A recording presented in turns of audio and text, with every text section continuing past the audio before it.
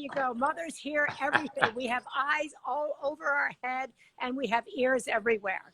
But I get it because Blake is so inspiring. I love him. I've been so inspired by the way he's conducted his business, his life. He's got a new company now that's super exciting and interesting, which I think will be music to a lot of people's ears. It deals with mental health. So I'm excited to talk to him about that. Great. Well, let's get to it because it's 11:01. We're a little tardy. We're tardy? Yeah. I like it out here. Okay, I'll come in there. Bye. All right, let's get to it. Let's get Blake in here. And for people that want to know, we save these videos so you can watch it in the future. Let me find Blake. How do I do this? Here we go, Blake. Blake, Blake, Blake, Blake, Blake, Blake.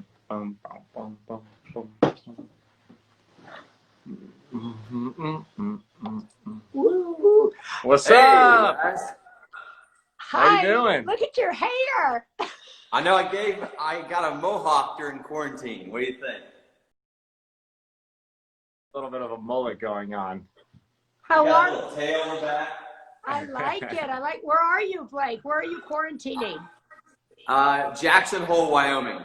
You gotta go with Patrick's brother's going camping there in the next 2 or 3 days. Oh, is he? Yeah. He's in South Dakota or somewhere today. He's Dakota. driving home from Michigan. He was at school in Michigan. Yeah, it's a beautiful place to be, and we're so blessed to just be in nature and I actually spent the first 60 days of quarantine in Baja, Mexico. And, wow. It's kind of an interesting story how it happened. I went down to Baja to do a 7-day silent Vipassana meditation retreat. And so I don't know if have you ever done a Vipassana before? No, I've tried that, Okay. but I should do that because. So you basically take the vow of silence Yeah. and you go and you basically just sleep on a mat in the wilderness for 7 days. And I was on a little island just off the coast of Lorado in Baja. And I went there on March 7th, took the silence, didn't speak to anyone. And then on March 15th, when I turned my phone back on and prepared to come back to the United States, the whole world had changed. And all I had was messages from people saying, don't get on a plane. This has happened. I mean, literally from the 7th to the 15th, that was the week in which everything, at least in the United States, really hit. And so luckily, my now ex-wife and kids were able to fly down before they stopped the flights. And we all stayed in a small little house in Baja for 60 days together. And it was beautiful, actually. I don't know if you guys know, but Heather and I went through this conscious uncoupling program this year, and we, found our best friend through our divorce, actually. And we had this amazing experience where we did this program and never have been better friends, never been more excited about our lives and our future and in co-parenting our kids. And right before she was moving out of the house in Jackson to another house just down the street, quarantine happened. So we got 60 more days together that we didn't expect. Oh my God. Wait a second. I want to hear, Blake, let us get you off because you're really blurry. And I think what you're saying is so important. I wondered if we could try to reconnect with you. All right, let me try to, I'll take you off and try again. Let us try to reconnect you. Might be Jackson Hole. Is that possible? I don't know. We'll see. Wow, that's an incredible story. Oh my God. Yeah, that was a very interesting story. And this is Patrick behind you. Look at that. I know. That's my child version of me. Look at that. Overalls, mullet. I've got it all. Curls. That's not a mullet. That's curls. It looks like a mullet to me. It's curls. All right, let's see if we can get them back. Let's see if we have better connection. I want to hear. Wow. Let's see. Fingers crossed that it's not blurry again. Look at that lettuce. Is that better? Oh, that's much better. That's much better. Great. Just stay right there. Don't move. So wait a second, Blake, I've got to ask you about this silent retreat and this conscious uncoupling. So last time I saw you, you were actually leaving Tom's. You had just decided to sell. You had just put aside $100 million fund to support other people. And I know you've written about kind of having a dark period after that. And then you've gotten separated. Tell me about your whole life since then. Well, you know, I think, you know, kind of leaving Tom's and being a little bit directionless for a while definitely caused me to have some challenging times. Also, I was back then struggling in my relationship, and I didn't realize, you know, where that was headed. And so, yeah, I'll dive right in. I mean, you know, most people would characterize me as a very positive, optimistic person. I've pretty much accomplished everything in my life that I've set out to do. And what I think is amazing is, you know, after I sold my company and made hundreds of millions of dollars, gave more hundreds of millions of dollars away, felt very proud of what we had created with Tom's. I had, you know, married, kids, the whole thing, everything that you think is, you know, kind of the keys to happiness and success. That's when I realized the spiritual truth that I think is in every religion in the world, and that is, you know, anything external ultimately is empty. And so it doesn't mean that you can't find meaning in it, but you can't reach a level of fulfillment and deep, you know, longing we all have as humans if you are looking outside of yourself. And if you think about it, even a wonderful wife or kids or a company that has changed the world, those are pretty good external things if you're going to choose external things. But even those, and that's what is so powerful about this from a spiritual perspective, is even those, I believe, a higher power, God, used as a way to say, even that you've accomplished everything you've done, still, until you look inside, until you really go deep inside, you're never going to have the fulfillment and the flourishing you're longing for. And so I really heard that message loud and clear, and I started on a journey to really understand what are the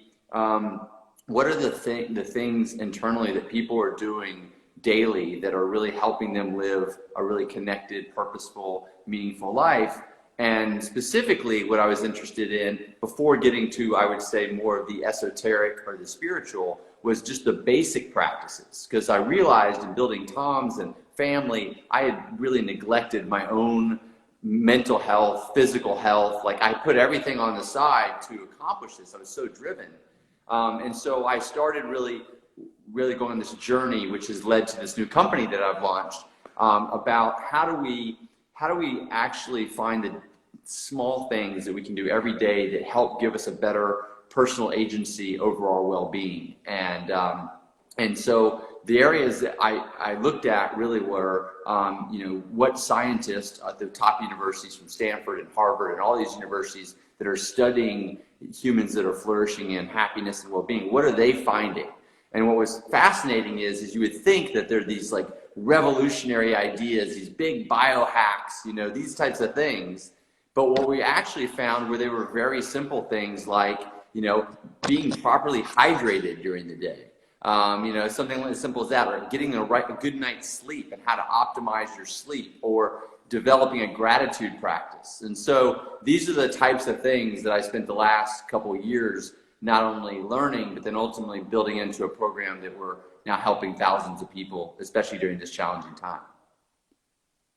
So I want to talk about this new business that you launched, because I think you had a quote about launching a... What? You want to say, I know, Blake, a lot of people are saying the internet, you're really fuzzy, but the conversation is so deep and so smart. I don't know if you can move while you're talking into a where you might have a little better internet, but maybe not. So we'll just continue, I guess. Yeah, this is like the best. This is the spot where I do all my Zoom calls and everything, because it has great. I mean, it says I have perfect internet, so okay, maybe there you go. Okay, we'll blame Instagram.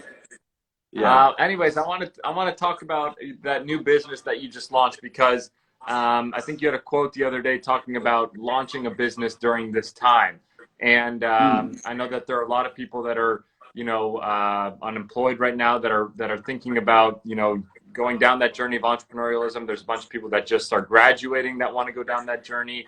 what kind of advice can you give for people that are looking to start a company, or that are just starting a company, or maybe are in the early stages of it, because you just launched it literally in the heat of this whole COVID crisis? Yeah. Yeah. I mean, what's fascinating is, we started building the business. I have a partner. His name is Pat Dossett. He was a Navy SEAL for 9 years. Wow. An incredible human, has always been interested in kind of human performance from his time in the SEALs. And when he and I started the journey, we spent a year really just building the program with scientists from these top universities. Then we spent another year beta testing it with 1,300 people. And after 2 years of developing this, we decided that March 4th was our launch day.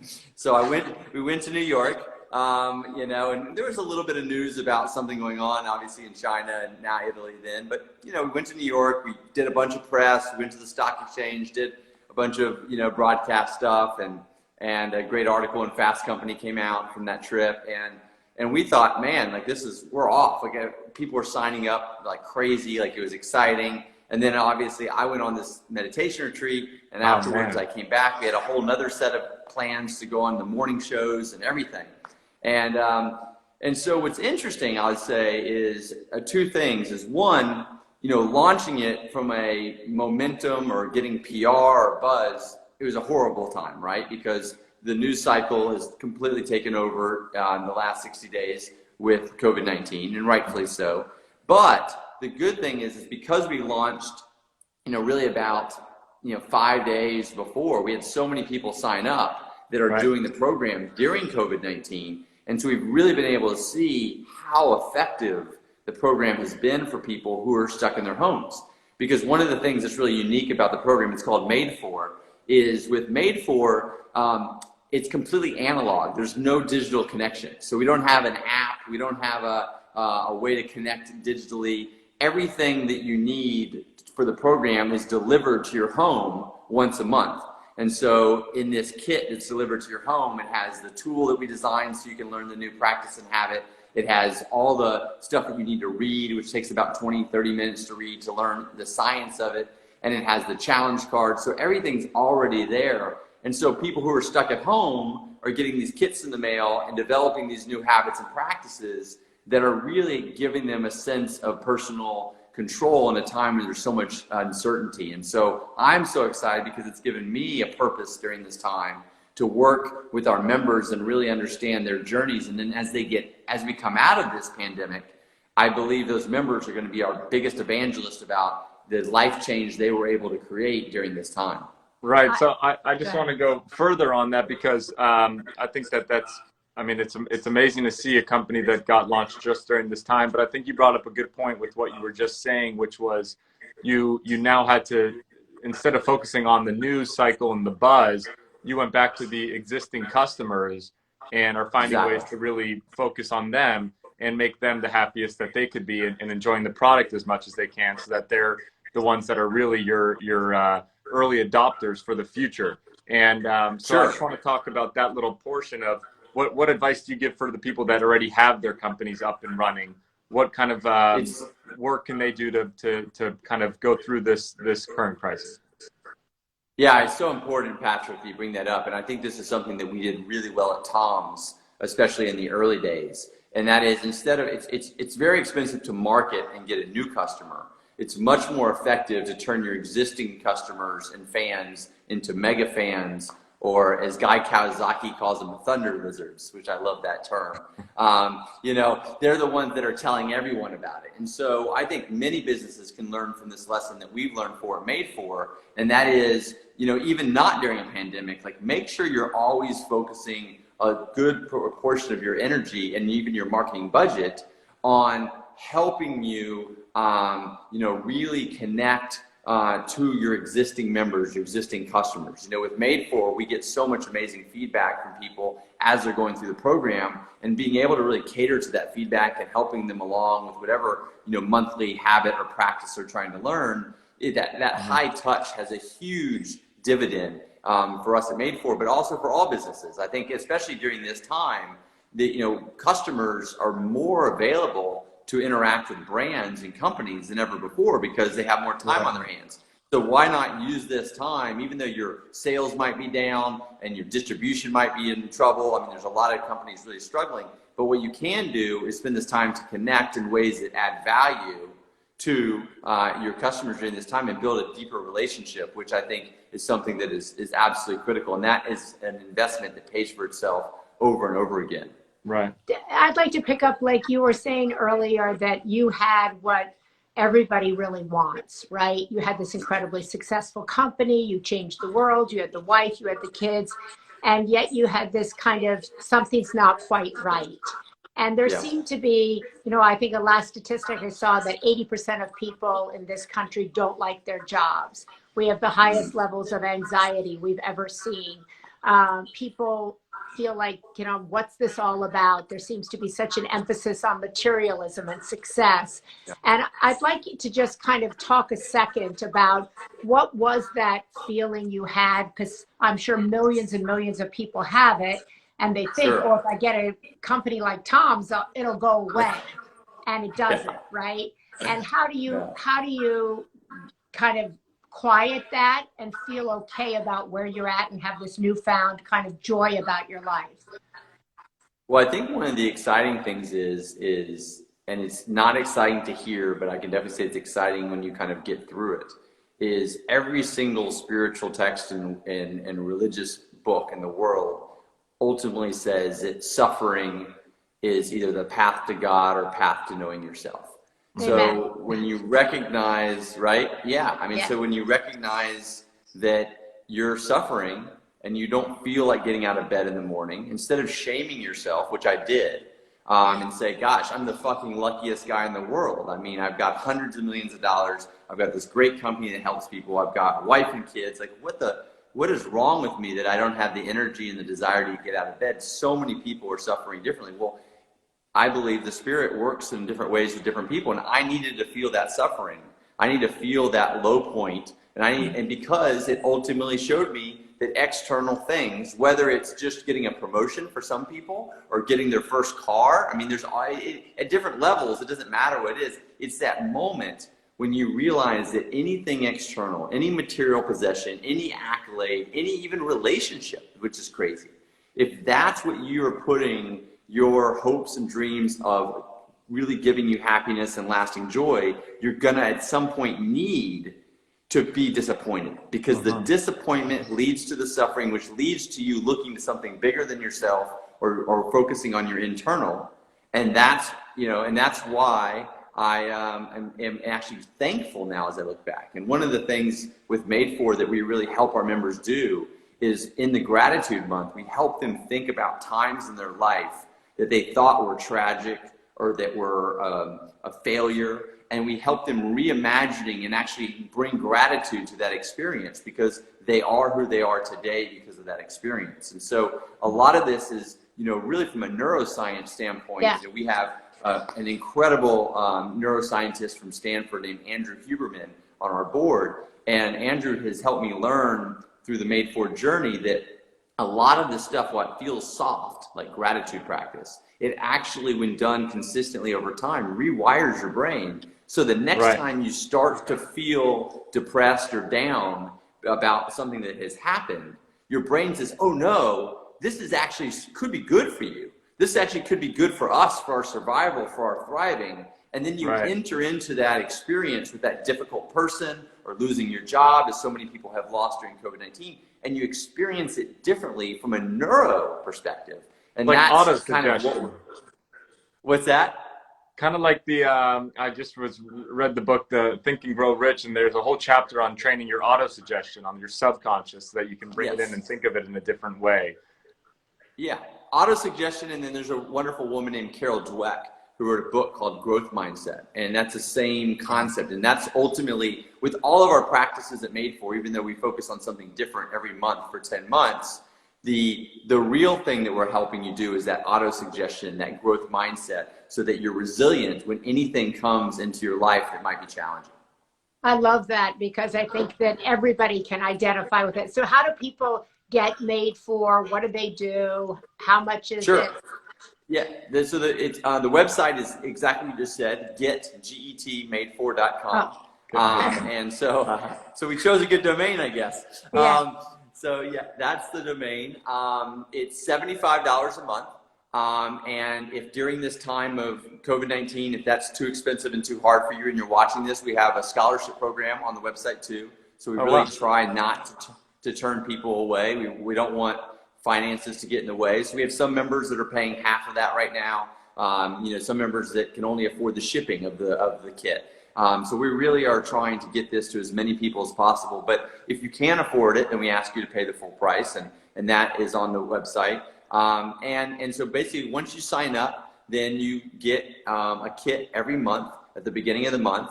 And in the kit are three things. There's all the science that has been consolidated into a little book that takes about 25 minutes to read. It's written in a very fun, lighthearted, kind of story-like way. There's a tool that we've designed to help you learn the new habit and practice that is proprietary to Made4 that we've created just for the program.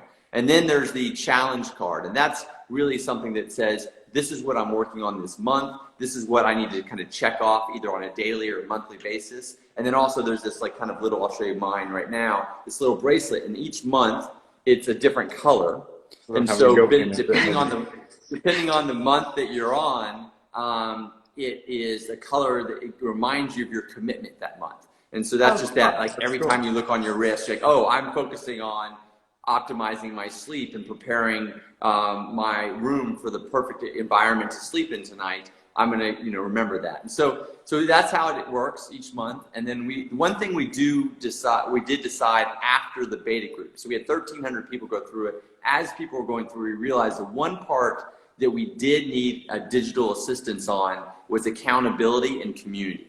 And so we created these private Facebook groups so that people who are going through it together can speak privately about their experience.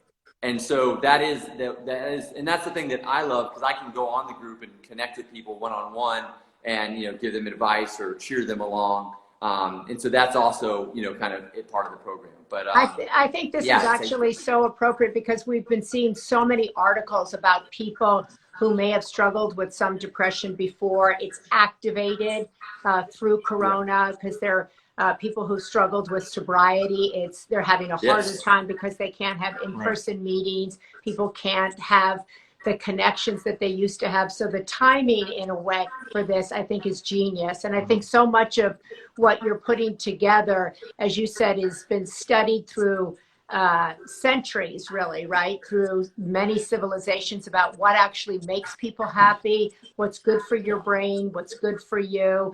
And kind of finally, do you find yourself made for this moment? Yeah, I mean, it's interesting, because I really, I'll tell you, to answer your question, I'll peel back for one moment, which has been a really unique experience entrepreneurially for me. And Patrick, I think, as you think about the many entrepreneurs you work with and the things that you're doing, like, when you first start off on your entrepreneur journey, you have a lot of motivators, right? You want to have financial success. I mean, I had no money, didn't come from money, literally, had to, kind of put everything on the line to get Tom's going. You want to have, meaning, hopefully, that you want your business or whatever you're creating to make a difference. You want to have, personal, like, gratification. But what's been fascinating about this for me is, it is 100% passion. Like, I mean, I don't need to make any more money. I don't need any more accolades, because Tom's gave me plenty of that. And so the only reason I'm doing this is because I personally had a hard time. And I realized that if I, with all that, have challenges, and just as you said, Maria, there's millions and millions of people that are suffering. And if I can use what I've learned in my life and in my entrepreneurial experiences to bring this to people, then that really is what I'm made for. And so the name Made4 is ultimately we created it because we wanted people to help learn, help them understand and answer that question, what am I made for? And in doing this, I recognize this is exactly what I'm made for at this moment. And that's why, I'm very excited and feel privileged that I'm used as a vessel to help people during this time. Well, I we love love that. that. I love Appreciate that. you using yourself to help others, especially during a time like this. That's what we're trying to do, and we want to highlight people that are doing that as well. And you're a perfect person for that. So we thank you so much for talking with us today, and we hope you enjoy the Memorial Day weekend up there. And I just want to say, Blake, I think it's so powerful, having gone through my own kind of dark night of the soul. I think it's so inspiring when people talk about it, when they talk about the other end of it, when they talk about the importance of suffering, that the light that would come out of that, and how you can be really, in a way, a more empathetic, compassionate human being.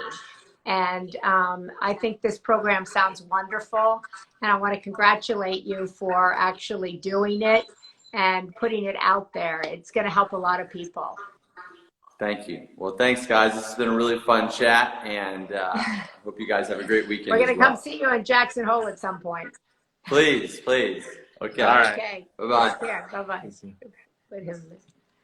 Wow, he's. I think that's wonderful. I'm sorry the internet wasn't better, but that's we'll do him Hole. again next week on your page. I love what he talked about. I love the how he went inside, how he had the courage to do that.